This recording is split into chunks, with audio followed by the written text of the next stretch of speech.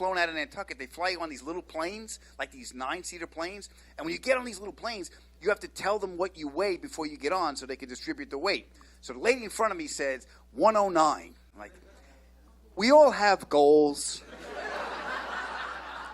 Certainly there's things about my life I would like to change. But I'm looking at this lady going, I got to add 60 pounds to me just to even this out. She ain't even close.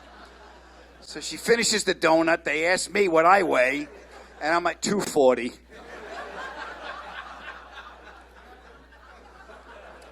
I got the math right, but the displacement was off because I was sitting on this side, she was sitting on that side, and the pilot was landing like this. Please fasten your seatbelts. We should be on the ground momentarily.